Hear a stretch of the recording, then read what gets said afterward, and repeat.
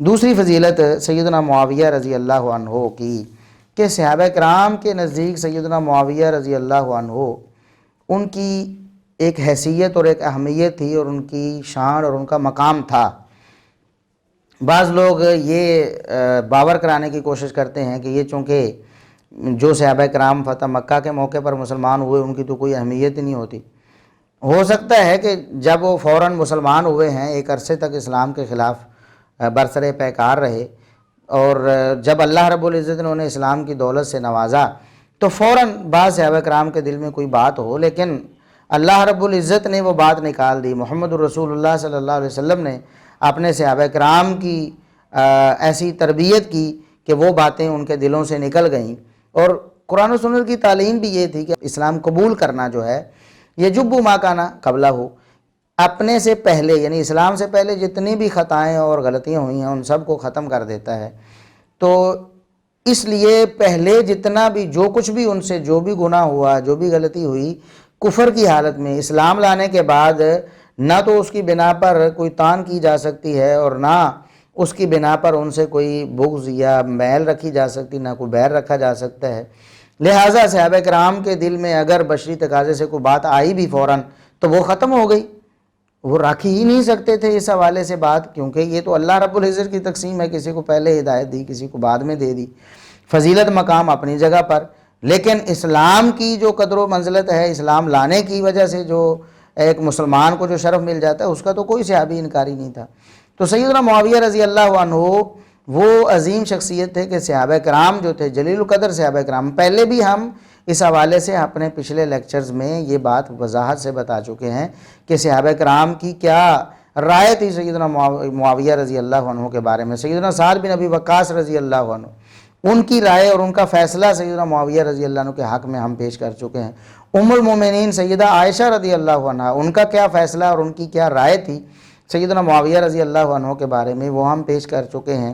سیدنا ابو الدرداء رضی اللہ عنہ کی کیا رائے تھی سیدنا معاویہ رضی اللہ عنہ کے کردار اور ان کی اتباع سنت کے حوالے سے، وہ بھی ہم پیش کر، اس طرح ہم ساری آراء پیش کر چکے ہیں۔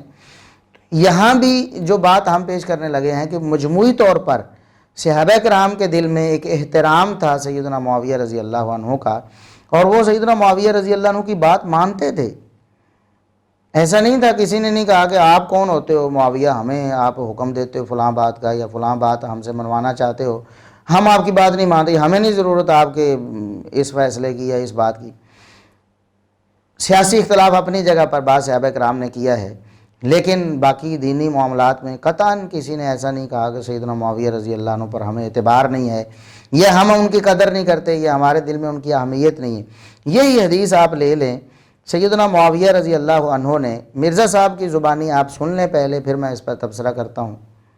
تو کچھ صحابہ کرام، کچھ تابعین بیٹھے ہوئے آپس میں گفتگو کر رہے تھے، تو حضرت معاویہ ان کے قریب آئے اور کہا کہ یہاں تم کس لیے بیٹھے ہو؟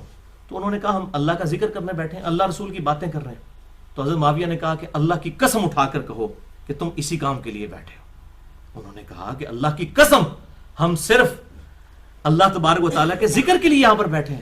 جی، سنا آپ نے کہ سیدنا معاویہ رضی اللہ عنہ نے صحابہ کرام سے کہا، صحابہ کرام موجود ہیں وہاں پر جن کو اللہ رب العزت نے اسلام کی دولت سے نوازا، اور وہ بیٹھے اس کا ذکر کر رہے ہیں۔ تو سیدنا معاویہ رضی اللہ عنہ نے ان سے کہا کہ آپ بتاؤ کہ کیا تم واقعی یہ کر رہے ہو، اللہ کا شکر ادا کر رہے ہو، اللہ کی نعمتوں کا، اسلام کی صورت میں اللہ نے جو احسان کیا ہے واقعی اس کا شکریہ ادا کر رہے ہو؟ قسم اٹھاؤ۔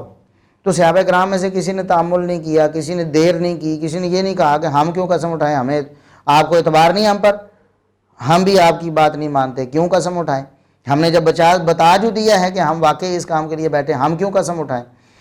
احترام کی کیفیت یہ تھی، اور آگے جا کر ہم آپ کو وہ مرزا صاحب کی زبانی ہی سنائیں گے کہ بالکل نبی کریم صلی اللہ علیہ وسلم نے بھی اسی طرح صحابہ کرام سے پوچھا کہ بتاؤ کہ تم کس لیے بیٹھے ہو، انہوں نے بتایا کہ اس لیے بیٹھے ہیں۔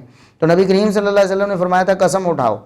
تو جس طرح صحابہ کرام نے نبی کریم صلی اللہ علیہ وسلم کے سامنے کوئی تعامل نہیں کیا کہ حضور ہمارے اوپر کوئی اعتبار نہیں ہے آپ کو، نہیں کہا، بلکہ قسم اٹھا دی کہ جس طرح آپ فرماتے ہیں ہم اٹھا دیتے ہیں قسم۔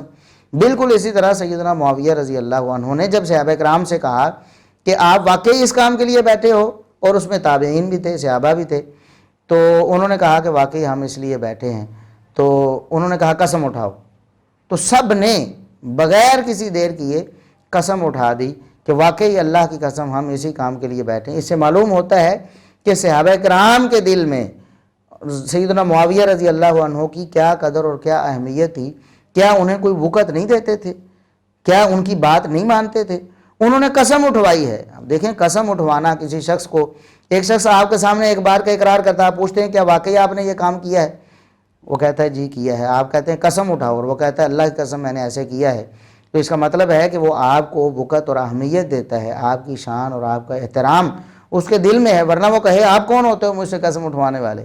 تو سیدنا معاویہ رضی اللہ عنہ قابل احترام شخصیت تھی صحابہ اور تابعین کے نزدیک۔ آج ایسے لوگ اللہ رب العزت انہیں ہدایت دے، ان کی قسمت خراب ہے۔ ہم دعا کرتے ہیں اللہ رب العزت ان کا نصیب اچھا کر دے، اللہ رب العزت انہیں سمجھ دے دے۔ وہ سیدنا معاویہ رضی اللہ عنہ کا احترام نہیں کرتے، جب صحابہ و تابعین ان کا احترام کرتے ہیں۔ آپ کون ہوتے ہیں ان سے اس طرح اختلاف کرنے والے اور ان کا احترام نہ کرنے والے، اور ان کے بارے میں یہ کہنے والے کہ ہمارے دل میں ان کے لیے میل ہے؟ نعوذ باللہ۔ صحابہ کرام سیدنا معاویہ رضی اللہ عنہ کے بارے میں اپنے دل میں کوئی میل نہیں رکھتے تھے، بلکہ ان کی قدر کرتے تھے اور ان کے بارے میں اپنے دل میں احترام ہی احترام رکھتے تھے۔